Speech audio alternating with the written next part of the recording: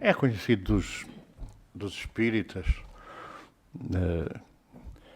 que o mundo espiritual, através, penso que de Emmanuel, terá afirmado que se a ciência demonstrar que o espiritismo está errado em qualquer dos seus postulados, os espíritas devem abandonar o espiritismo e seguir a ciência.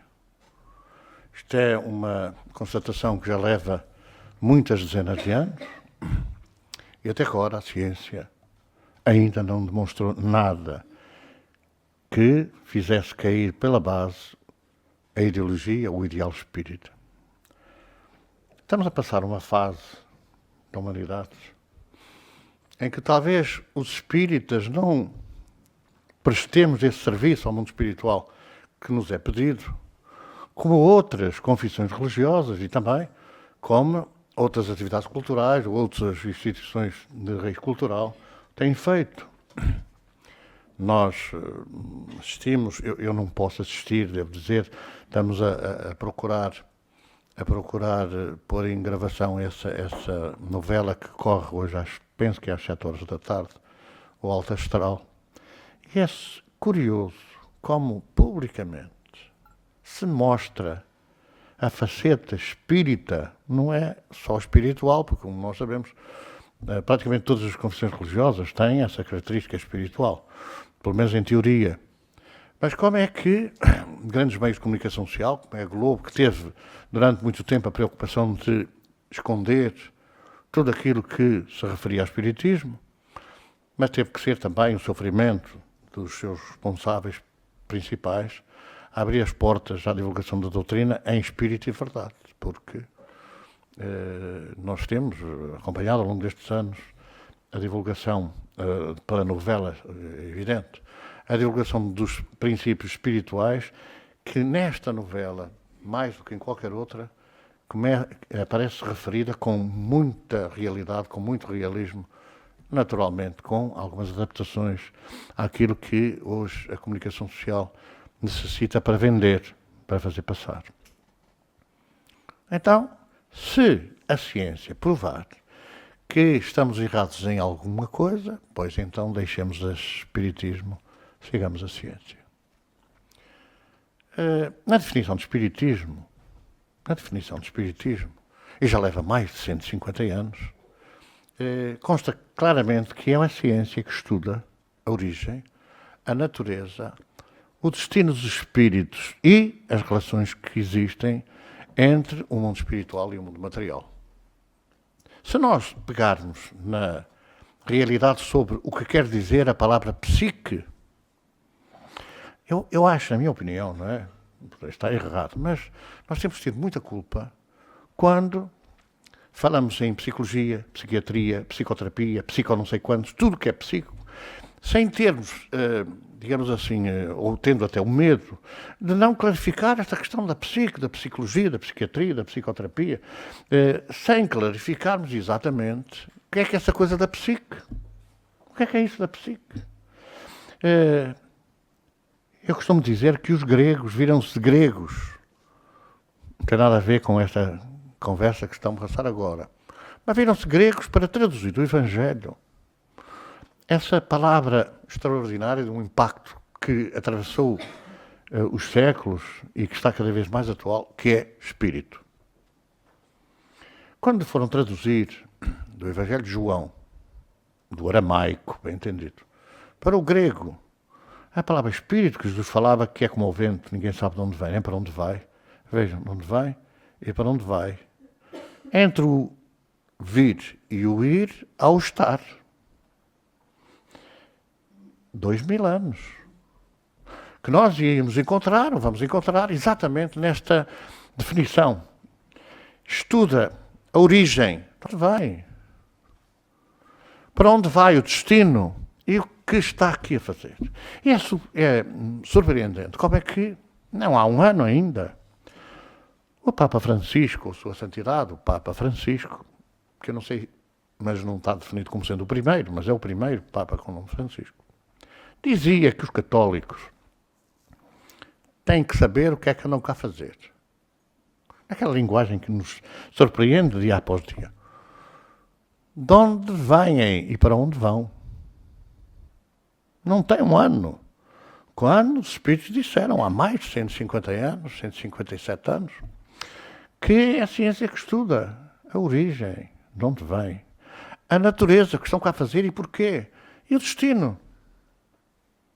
157 anos depois, o Papa chama a atenção. É preciso saber o que estão cá a fazer, de onde vêm e para onde vão. Podemos dizer que é ciência que estuda a origem, a natureza e o destino dos espíritos.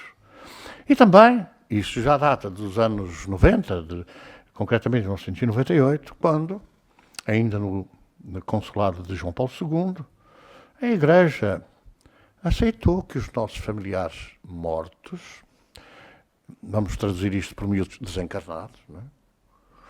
Podem voltar para nos ajudar. Bom, para nos ajudar às vezes a passar as passas do Algarve. Perdoem os algarvios, porque quando nós não nos dávamos bem, enquanto andávamos a caminho com eles, também não é agora que deixamos de andar a caminho com eles que eles vão dar bem connosco.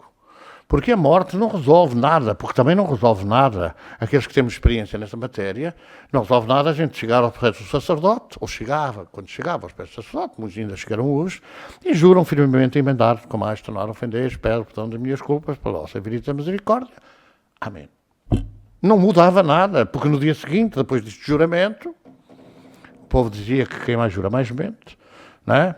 Não sei se também ainda diz, que já pode ter entrado, digamos assim, em descrédito. Mas, de facto, nós ficávamos iguais no dia seguinte, não era por causa disso. Só quando alguma coisa de chocante, dolorosa nos acontecia, que a gente apanava e talvez pensasse em mudar.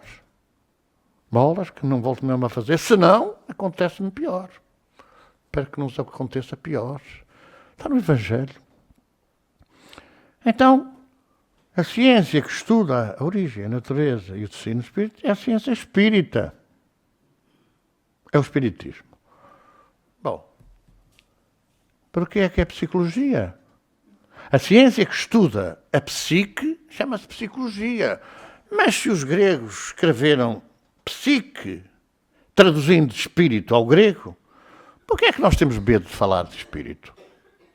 Porque é que nós temos medo de enfrentar estas realidades? Quer dizer, o que se reporta ao espírito não é psique, não é psicológico, não é psiquiátrico, não é psicoterapeuta, não é, é espírito, é espiritualidade, é espiritualismo, é tratamento espiritual. E temos medo de falar assim, porquê? Porquê é que temos medo? Porque muitas vezes nós esquecemos dessa realidade. Psique é espírito. Mas espírito, ou melhor, a prática espiritual, a vivência espiritual, sempre foi comercializada. Sempre foi comercializada, não é de agora. Sempre foi comercializada, nos lembramos de Moisés, sempre foi comercializada nessa época. Os médios comerciários trabalharam e venceram quando Moisés subiu ao Sinai para receber as tábuas da lei. Quando chegou, até dizem as notícias, que as primeiras tábuas as lançou e as partiu. Revoltado que estava com a adoração do bezerro de ouro. Com esse comércio, não é? Com, digamos assim, a recolha dos objetos de ouro, de tudo que era para derreter e formar. E construir o bezerro de ouro.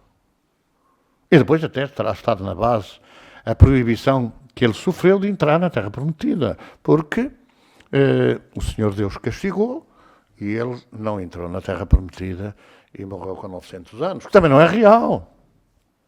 Porque na época de Moisés, os anos eram contados pelo tempo que a Lua demorava a dar a volta à Terra. E, portanto, o que havia à época era o mês, que hoje é lunar, tem 27 dias. Curiosamente, tem aqui uma ligação com a gênese, com a gestão, com a gênese da vida. É o período em que, em normalidade, o ciclo de fecundidade se fecha. 27 dias. Algumas vezes é 28, outras vezes é 31, porque as exceções confirmam a regra. Para aquela época não havia o calendário. O calendário era um calendário antigo, curiosamente, baseado em meses lunares. Daí que seja aceitável que Moisés tenha desencarnado, na altura ainda não havia desencarno, não era mesmo morte, tenha morrido com 900 anos, que transformados em, e era uma idade muito importante para a época, transformados em anos de agora, corresponderia, grosso modo, 13 meses lunares por ano, 13, o que corresponderia a cerca de 70 anos à volta disso. O que é muito mais aceitável, não é? Porque Moisés morreu e mais ninguém morreu com aquela idade. Bom, é necessário entender porque é científico. Isto não é brincadeira, não estamos a dizer agora a espíritas, a intuição, a inspiração, a não sei o quê. São dados reais, dados concretos. Quando Jesus veio à Terra, tinha, poucos anos antes, sido criado o calendário, um novo calendário, que ficou conhecido na história como o calendário juliano. Foi um calendário que foi criado por Júlio César. Há vários Césares. Vários Césares. Júlio César foi aquela figura imponente da Roma antiga que invadiu a Europa e que massacrou o povo da França, não é?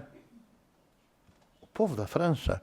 É que pertenceu a Allan Kardec, nessa época, o sacerdote druida, que mais tarde veio a retomar num outro corpo esse nome para que não fosse confundida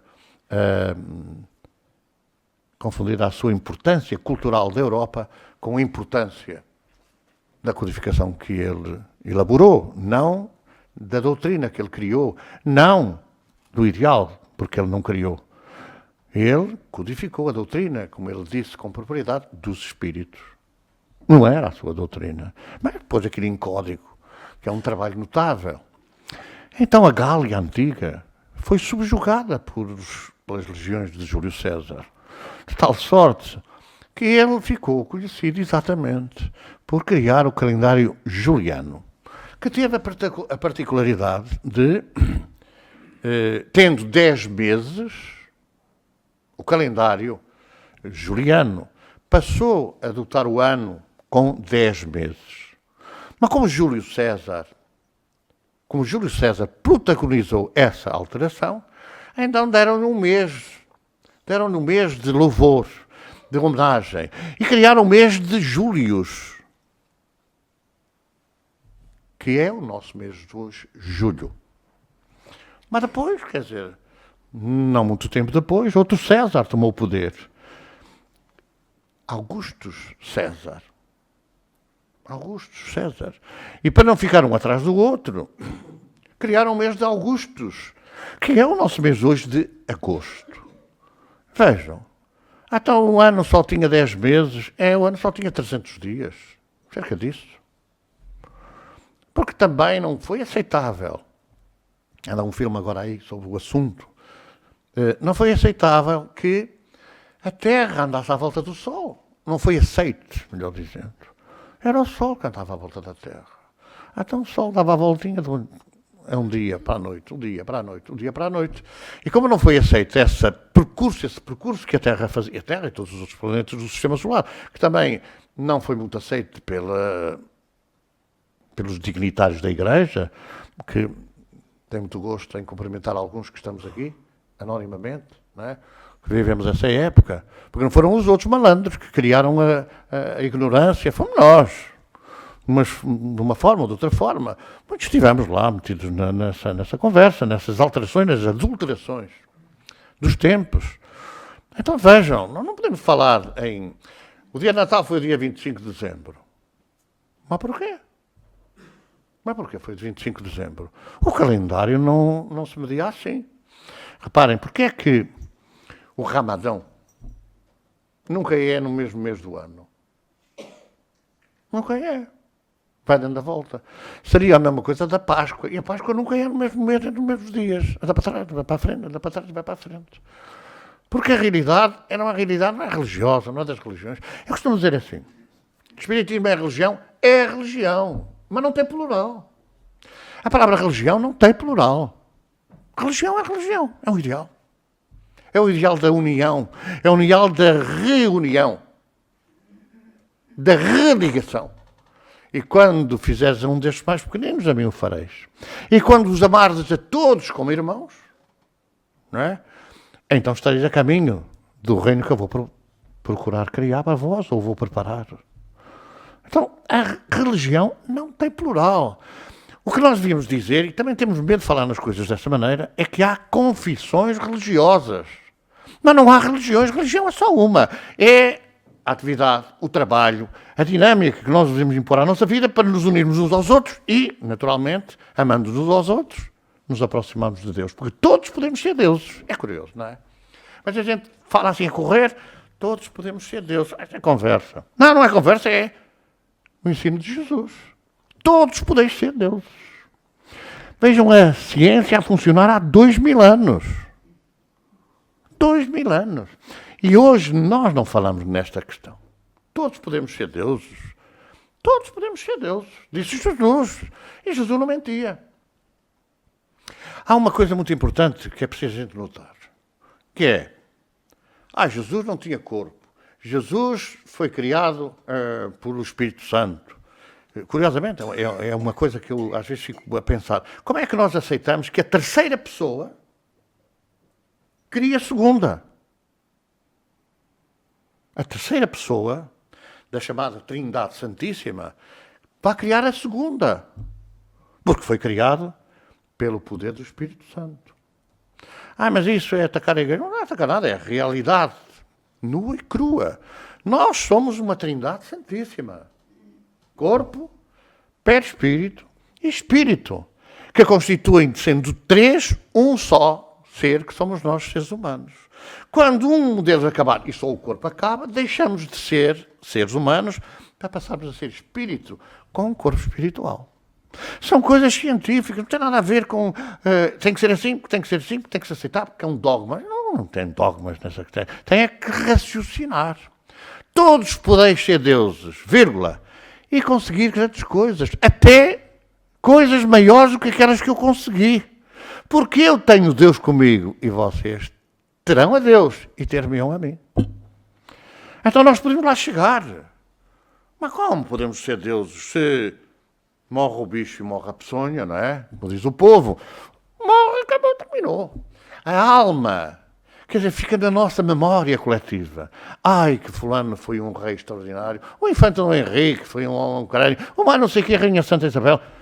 Mas há quem considere, mesmo religiosos, considerem que eles continuam vivos na nossa memória, na nossa lembrança, na nossa saudade. Não resta conversa, não existe nada. E damos muita força àqueles materialistas que, de facto, não acreditam em nada. Que às vezes até dizem, para nós nos admirarmos, eu não acredito em Deus, graças a Deus. Ou graças a Deus que eu não acredito em Deus. Mas isso acontece.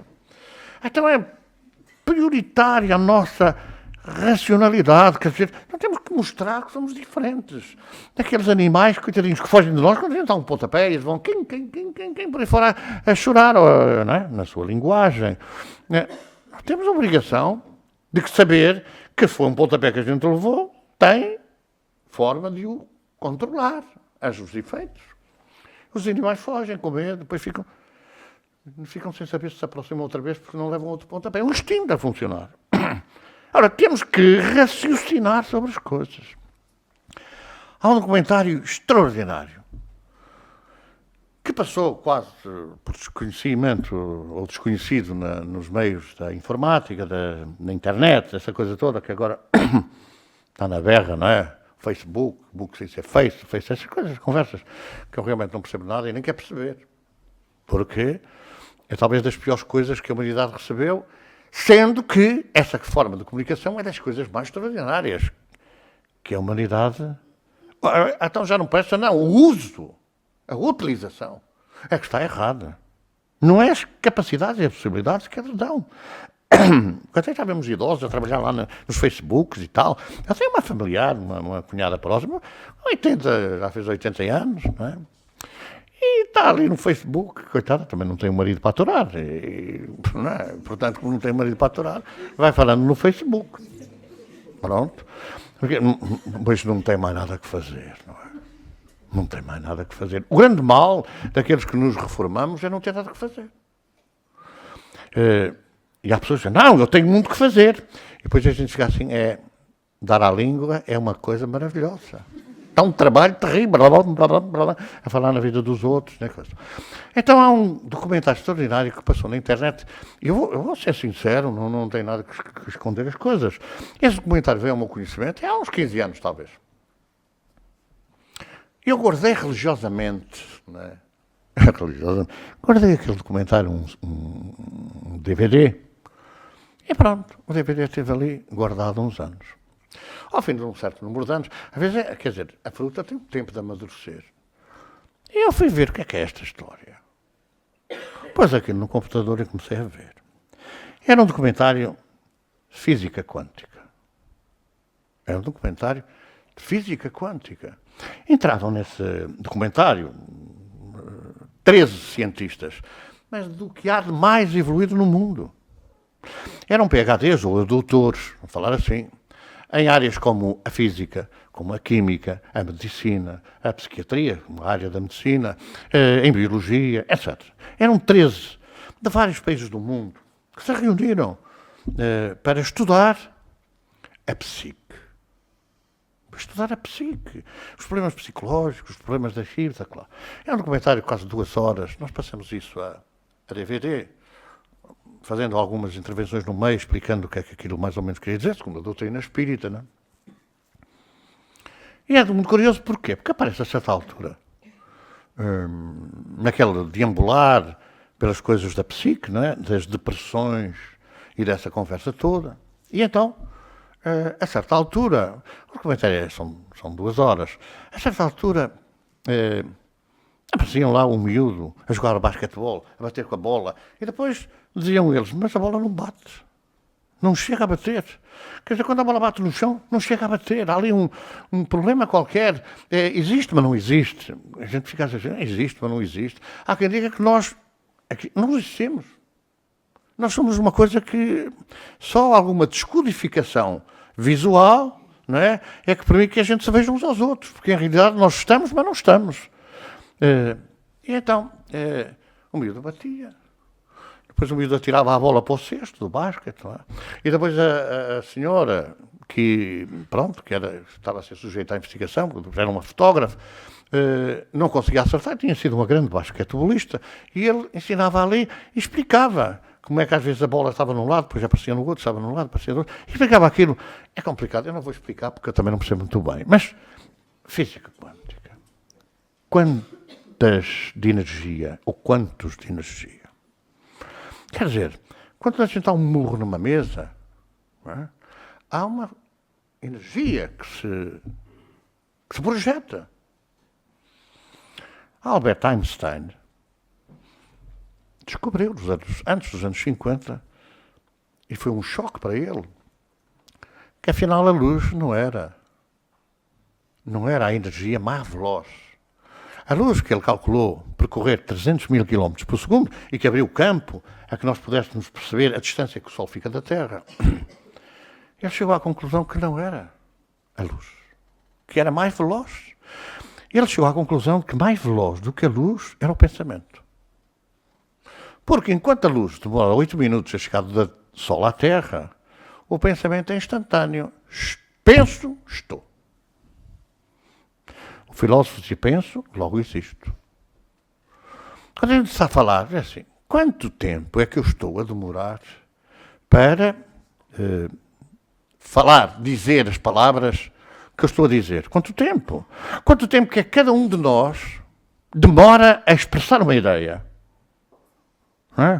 Não é encontrar uma solução, porque muitas vezes a gente pensa assim, como é que eu vou fazer isto? Como é que eu vou resolver isto? Bom, vou fazer assim, talvez dê resultado. Não, assim não. Assim, talvez não, talvez daquela outra maneira. Não, esta também não, que isto é muito difícil. Vou buscar uma coisa mais fácil. Quer dizer, aparecem uma série de pensamentos projetando soluções que nós pensamos que somos uns ases do pensamento, uns ases das soluções, temos uma capacidade extraordinária, quando, ao fim e ao cabo, a maior parte dessas sugestões mentais não são nossas. Essas sugestões não são nossas. E nós sabemos, espíritas, que aparece um a soprar deste lado, faz assim, sabendo que aquilo vai dar a raia. O outro do outro lado, faz assim, sabendo que também vai dar raia. Ou alguém no meio diz assim, não, vai devagar, não tenhas pressa, pensa bem, reflete. Então são projeções mentais de entidades inteligentes, que a ciência descobriu nos anos 50 do século passado, dando-lhe o nome de transmissão do pensamento. Telepatia. Boa. Vamos ver a codificação. Está lá mais que claro. O pensamento.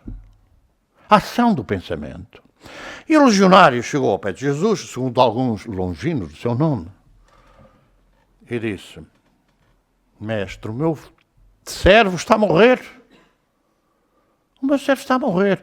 Sempre Jesus, em todas as circunstâncias que vêm relatadas no Evangelho, não segundo o Espiritismo, no Evangelho, nos 4 Evangelhos, sempre Jesus disse: vamos lá, trazei-mo cá.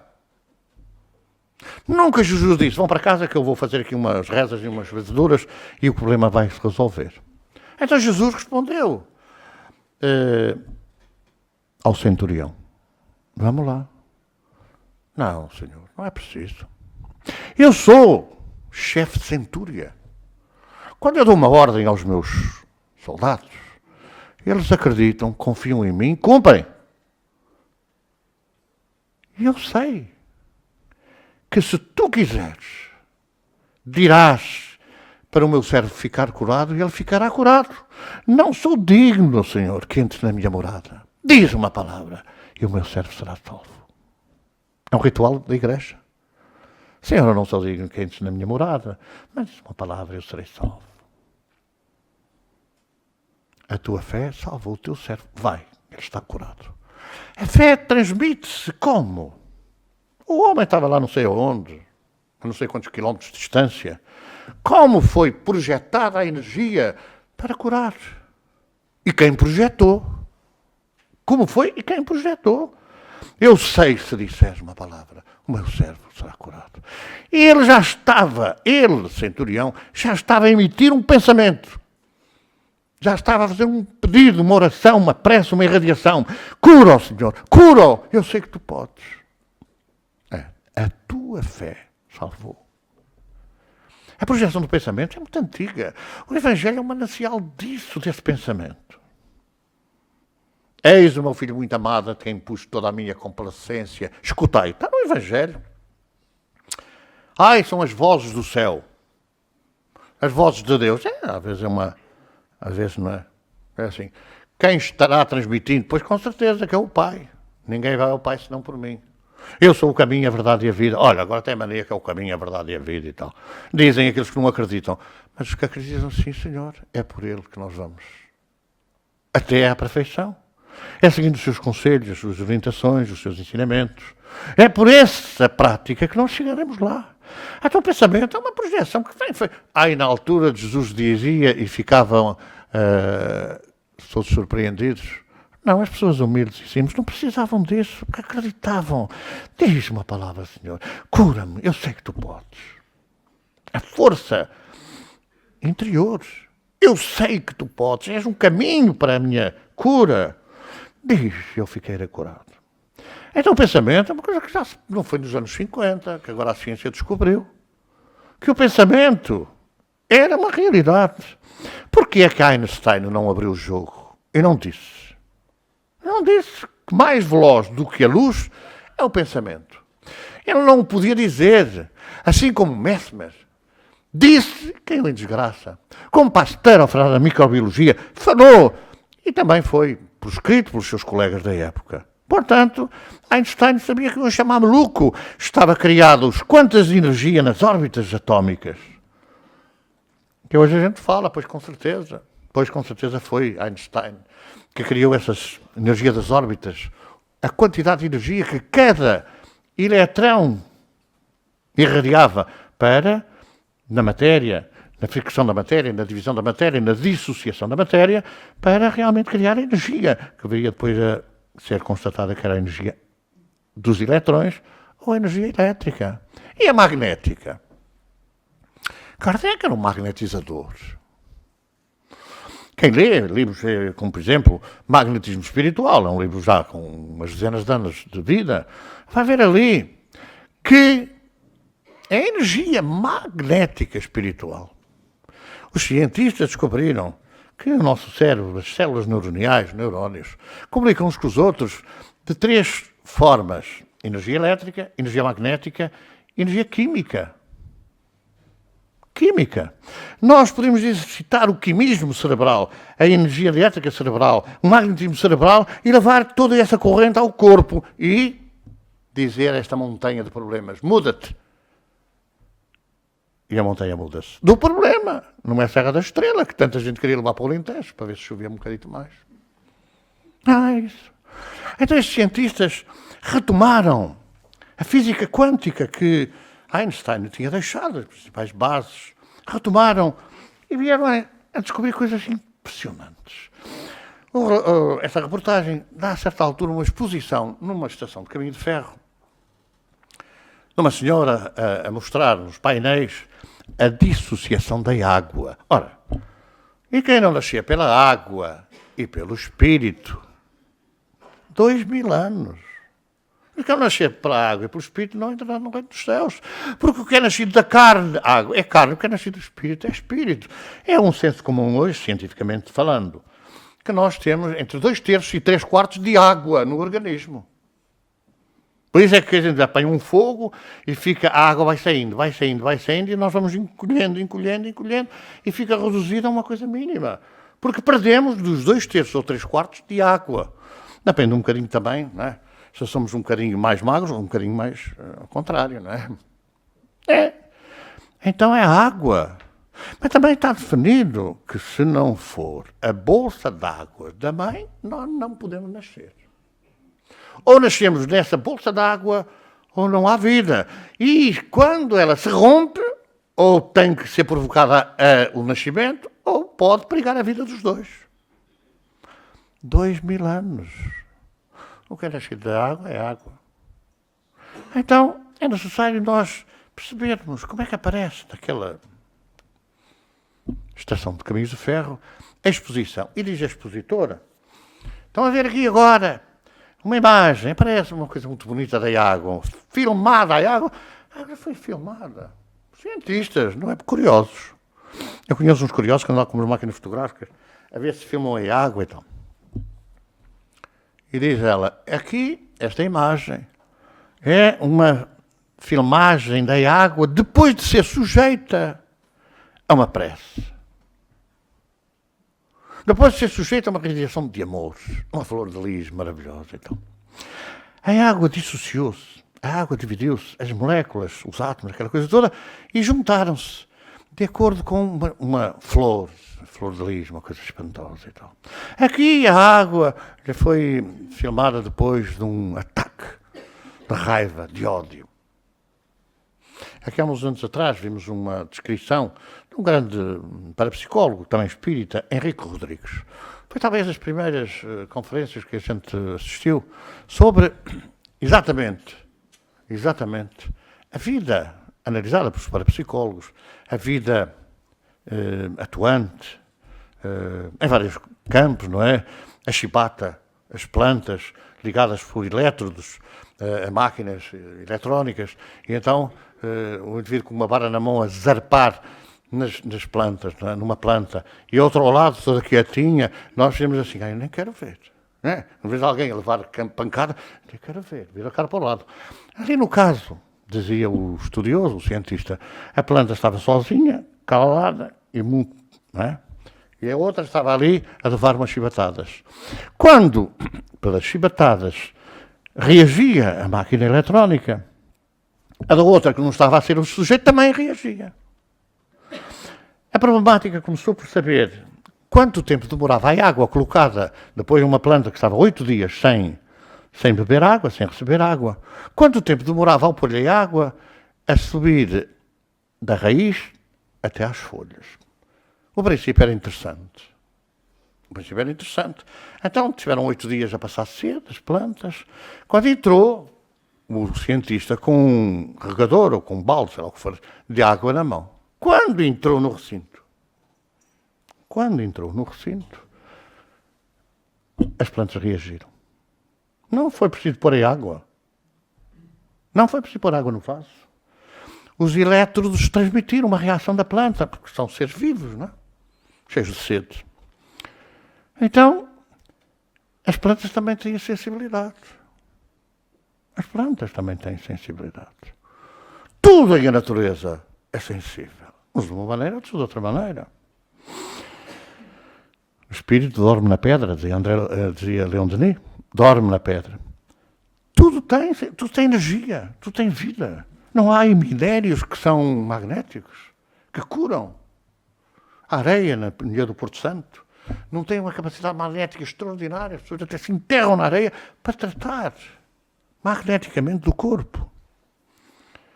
Então, a expositora dizia, olha, agora aqui é de raiva, agora aqui é assim. Entretanto, a nossa, da narrativa, não é, da reportagem, estava assim a olhar, surpreendida, e dizia um cavalheiro ao lado, não é? Veja só, o que o amor faz à água. Imagine o que o amor não faria aos homens, a nós. Juntamos o puzzle. O nosso corpo tem, vamos fazer pelo mínimo, 2/3 de água. Imaginem como é que nós, espíritas, conhecemos essa história. Cientificamente se comprova. Como é que nós, porque não damos passos com interesses financeiros ou económicos? Toma lá um passe. Há sindicatos de passistas na Itália, há sindicatos de passistas na Grã-Bretanha, na Inglaterra. Portanto, são chamados para dar o passe. Como é que nós temos essa força extraordinária? Mas é assim, há outras também que têm essa força magnética. Mas, por exemplo, há um centro no Brasil onde aparece um cartaz assim, por ordem dos espíritos superiores, a partir deste momento é proibido passe, não digo qual é a confissão mais ou menos espiritualista, é proibido este passe no santo espírito. Pois, os espíritos temos essa possibilidade, com amor, desinteresses outros, económicos ou não, dar o passe, 2/3 de água no corpo. O que nós não podemos fazer com amor? Projetando esse amor na água do corpo a quem a gente dá o passe. As sensações de equilíbrio, as sensações de elevação magnética, ou elétrica, ou química, que a gente pode, e também a nós podemos dar o passe a nós próprios, o autopasse, nós podemos, mas eu vou agora, vem cá para baixo e tal. Às vezes digo assim, como é que vocês fazem a concentração? Perguntei já a alguns trabalhadores. Então a gente leva o pensamento a Jesus. É a nossa conversa do costume. Mestre, resolve lá esta questão, está a ser muito difícil. Este espírito disse embora, anda lá, vai lá, afasta o espírito, não sei o que e tal. Olha, Jesus sabe isso tudo, não é preciso porque a gente o lembra. Não é preciso que a gente o lembre, mestre. Vai lá, estás-me a deixar só. Como é que eu faço? Eu vou ficar mal na fotografia, porque eu não consigo afastar o espírito. E vão-me criticar, e vão não sei o quê. Nós temos de fazer a nossa parte. Não dar uma carga de pancada com um pau de marmeleiro espiritual neste espírito, não é? Não dá. Não dá. Agora, nós podemos exercer a força do pensamento. Não é com violência, mas com firmeza. De amor. Não vais conseguir. Eu te ordeno em nome de Jesus. Jesus dizia, eu te ordeno em nome do meu Pai. Sai desse corpo. Eu não vou dizer assim, vai para o inferno. Ele ri-se, não vou. Mas vai, mas não vou. Mas vai, mas não há inferno. Não há inferno. E o inferno também tem propriedade horizontal, não é? Com casas maravilhosas e tal. Mais quentes. Não é? Quentinha, uma maravilha, não é? É um ar-condicionado permanente. O céu é uma tristeza, porque é só neve, não é? Tudo branco, frio. Embora tenha uns doces muito bons, não é? Aqueles doces de ovos e tal. Ora, nós temos que ser firmes com as entidades. Mas essa firmeza, olha que eu sou mau, ouviste? Olha que eu sou mau. Não é nada. Até se riem, não é? Agora, se eles virem em nós essa capacidade de mudança, de transformação interior, de modificação interior, os espíritos serão conhecidos pelo esforço que fizerem em serem hoje melhores do que ontem, amanhã melhores do que hoje. Quer isto dizer transformação moral, reforma íntima. Nós não podemos andar aqui a ver dizer, que eu vou mandar os espíritos para o inferno, que eu vou fazer isto, aquilo. Não. Temos de ser firmes. Tu não vais conseguir. Eu vou pintar. Às vezes o Espírito Santo mandam dizer essa coisa. Qualquer dia, cumpre, não é? Vou-te matar. Eu acho piada e digo assim, estás a brincar comigo. Vou-te matar. Tu não morreste, vais-me matar. Conversa de chacha. Vais-me matar, tu morreste. Como é que eu vou morrer? Não vou. As pessoas dizem assim, isto é brincadeira. Não, é realidade. Quer dizer, eu vou fazer, eu vou acontecer. Não faço nada, o que é que fazes? Eu te ordeno. Mas eu só posso dar essa firmeza, eu te ordeno, se eu fizer aquilo que... o Evangelho para aqui, o Evangelho. Se eu viver o Evangelho, eles não se podem fazer abanar. Mas não caímos. Podem fazer a gente andar para trás, mas não vencem. Agora, se a gente andar a mascar chicletes, não é? Não é que é uma das coisas que eu às vezes fico a dizer. Mas, por exemplo, eu assisti a isso, vão à comunhão, na sua confissão religiosa, vão à comunhão, vão ali na fila. Quando chegam para tomar a comunhão, amém. Viram as costas. Mas nós, como é que fazemos? Como é que a gente faz? Vai receber o passe. Vai receber o passe. Veja assim. Já vê se já acabou. Estamos ali todos muito. Santinhos. Meu Deus, estás a olhar para mim? Estou, isto é tudo falso. Tudo falso. Como é que a gente agora sai, chega lá fora, fica pior.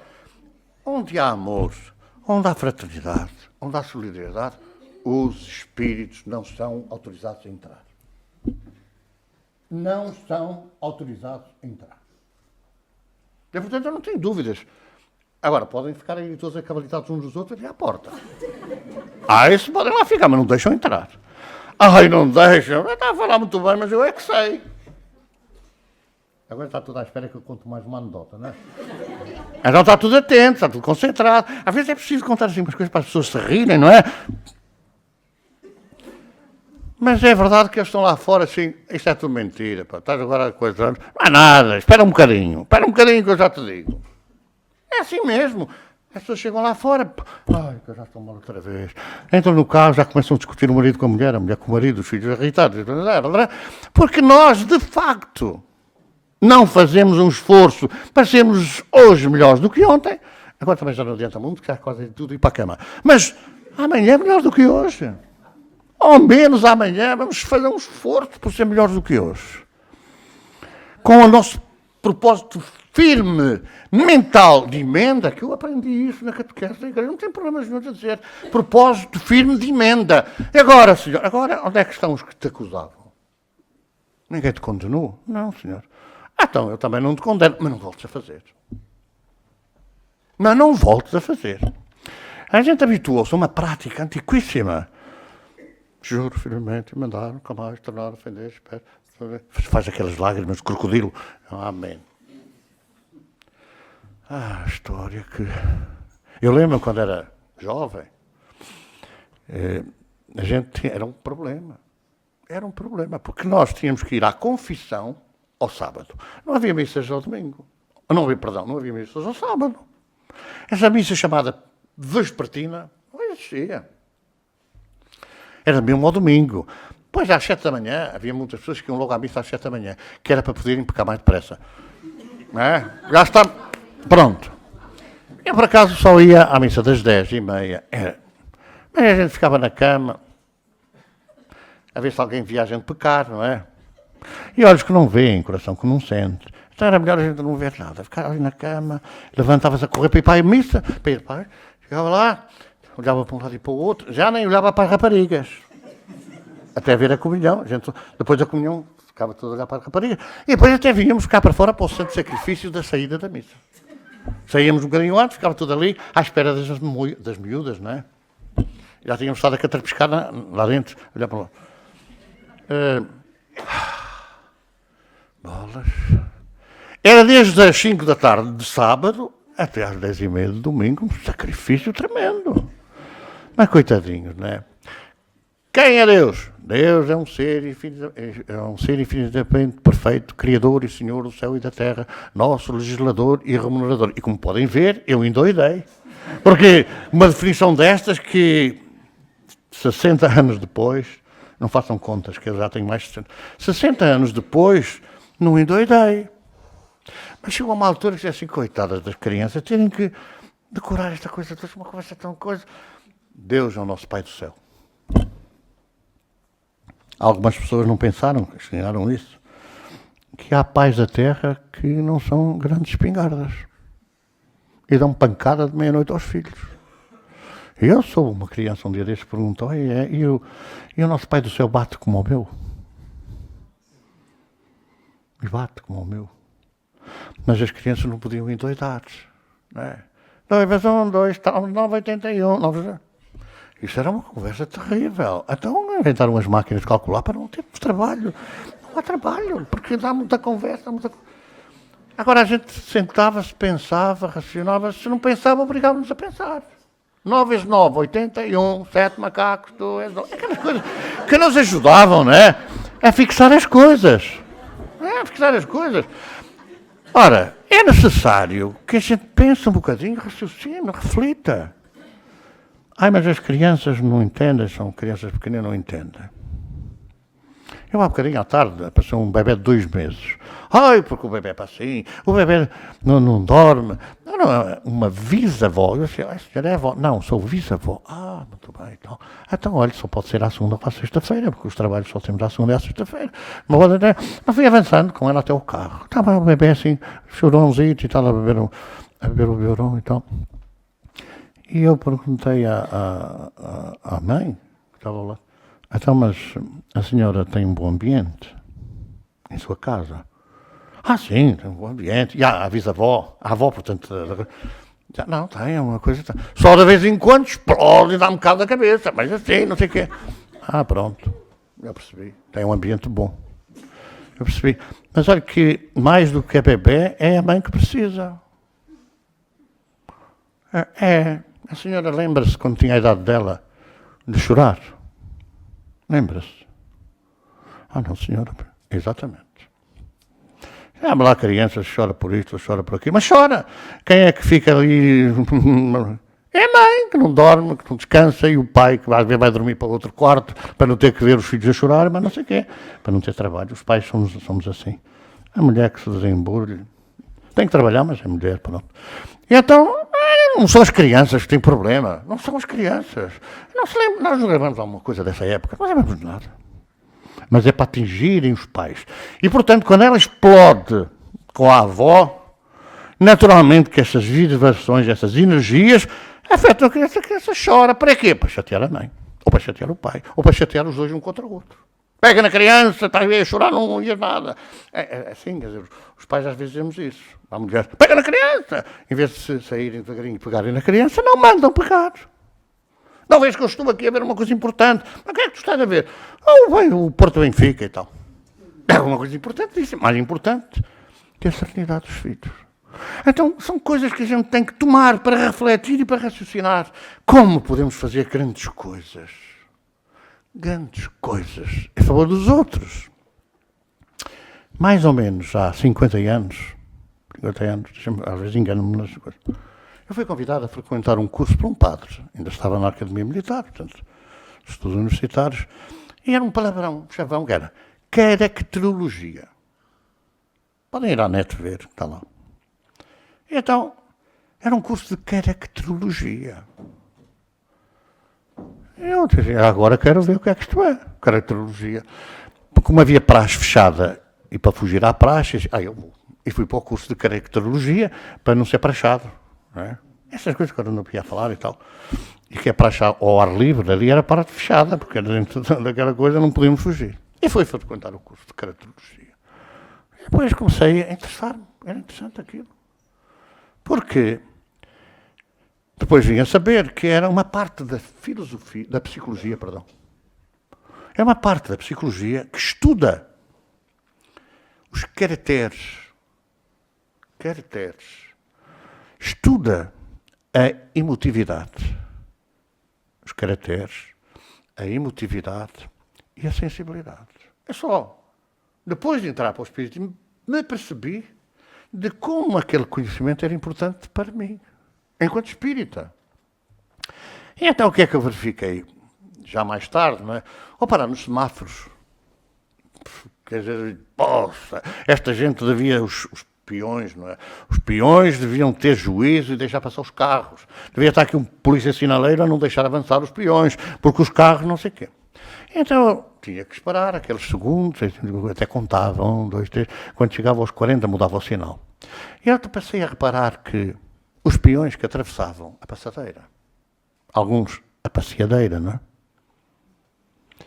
Que apresentavam caracteres importantes. Pessoas com o sobrolho franzido, algumas a falar sozinhas, algumas a discutir sozinhas. Os ritos da cara, a face, as características, a forma como passavam as passadeiras, agitadas, olha para um lado, olha para o outro, estavam quase sempre a ser atropeladas, não é? E comecei a perceber que quando alguém se nos dirige, a gente olha. Aí os espíritos dizem-nos, nós somos espíritos. E nós podemos olhar a pessoa e dizer assim, como sofre, como deve ser a vida dela, da pessoa, ou dele, brancos, amarelos, desgrenados, cabelos soltos, não sei quantos, a forma como andam, como nós podemos ver os caracteres, as características, as feições. E pelas feições, como é que nós podemos consolar? Como é que nós podemos chamar? Está preocupado, não esteja preocupado, vamos conversar aqui, desabafe, fala um bocadinho, o que é que lhe vai por dentro? Qual é o seu problema? Desabafe. Atendimento fraterno. Quantos de nós precisamos de alguém que nos ouça? Que ouça os nossos desabafos, as nossas dores, o nosso sofrimento. Alguns gostam de dar sempre a dizer que sofrem, que são terríveis, são únicos, não sei o quê. A ver, não se lembram que estão a falar para alguém que sabe muito pior. Mas muito pior. Eu pude verificar coisas impressionantes. Foi, enfim, sempre da fase um pouco, enfim, complexa que eu passei. Eu posso ver, ou pude ver, como é que doentes, talvez piores do que eu, e talvez menos piores do que eu, como é que expressavam na sua cara a dor e o sofrimento. A dor e o sofrimento. Então é uma coisa que a gente deve habituar a ver a face, os caracteres, as características. Quando a pessoa sofre, não sabe esconder. Não consegue esconder. Estás bem? Vou bastante bem. E a gente sabe mesmo que não está bem. Que está até mal, que está até muito mal, que está até muito preocupado. São características científicas que nós devemos conhecer para que o nosso consolo, que é uma atividade prioritária daqueles que dizem que abraçam o espiritismo, ter. Eu não posso dar a passo, mas porquê? Estou com 38 de febre. Bolas. Está aqui uma pessoa com 40. Está aqui uma pessoa com 40 de febre. Mas eu tenho 38. É menos que 40. Então eu posso dar. Posso dar. Eu nunca mais me esqueci de uma velhinha com 92 anos. Eu fui a um centro espírita no Rio de Janeiro, Jacarepaguá. Eu era visita, não é? Sentei-me na segunda fila. Aquilo tinha uma metodologia de trabalho. E calhou-me, entre aspas, uma velhinha de 92 anos para me dar o passe. Eu olhei. Eu pensei assim, bom, isto é egoísmo, porque ela com 92 anos, uma boa idade para uma reforma espiritual. Há os reformados espirituais, aí também há, não sei se sabem. Também dizem que depois as pensões são cortadas. Pois têm que ser cortadas. Estão reformados, têm que ser cortadas. Que não tem nada assim com as reformas, que eu sou reformado, atenção. Ela olhou para mim, sorriu, eu também sorri, e pensei assim, meu Deus, espiritualmente tem muito mais para dar do que eu, mas fisicamente eu tenho muito mais para dar do que ela, tinha menos 20 anos até agora. Não se nota, já me disseram. Muito bem. As pessoas falam assim, não me conheceram há 20 anos atrás. E então ele disse, não, pronto, olha, que eu receba aquilo que ela tem para me dar, mas que ela receba aquilo que eu tenho para dar. Físico, com certeza, a energia física que ela já não tinha. Há tanta coisa que a gente pode dar. Ora, deixa-me pensar cientificamente. Como é que agora vou fazer? Não é cientificamente, é de cá de dentro. É uma doação, é uma dádiva que a gente abraça a doutrina espírita. Como fizeres, acharás. Como fizeres, acharás. A gente só pensa quando é negativo. Ai, fizeste mal, ai, disseste mal do outro, depois espera pela volta que vais também pagar por isso. Não. Como fizermos de amor, a gente vai receber.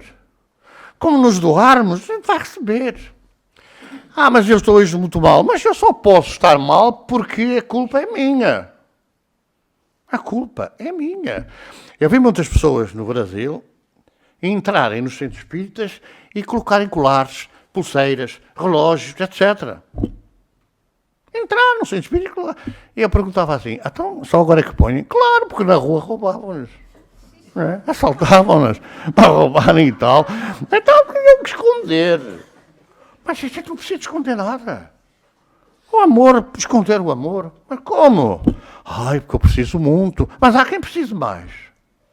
Há quem precise mais. E vamos nós, aqueles que abraçamos o espiritismo, pegar naquelas notícias que nos aparecem, como esta reportagem dos cientistas 13 de física quântica, que chegam assim, a seguir a esta parte da água e dizem assim, nós fomos analisar e verificamos que dentro da cabeça tem que haver um observador. Tem que haver um observador. Tem que haver alguém que veja as notícias, as informações, os conhecimentos que nos entram pelos olhos, numa quantidade calculada em 84%, a informação que a gente recebe, entra pelos olhos cerca de 84%, pelos ouvidos 11%, 95%, e o resto pelo resto dos sentidos. Então eles chegaram à conclusão de que aqui dentro tem que haver um observador que faça a escolha. Isto é assim, isto é sábio, que analisa isto, que analisa aquilo. Tem que haver um observador. E eles dizem, procuramos tudo. Vasculhamos o cérebro de uma ponta à outra e não encontramos o observador. Não encontramos a tal de psique. Eles descodificaram essa palavra e concluíram, só pode ser o espírito. Clarinho, 13 cientistas de física quântica. Só pode ser o espírito.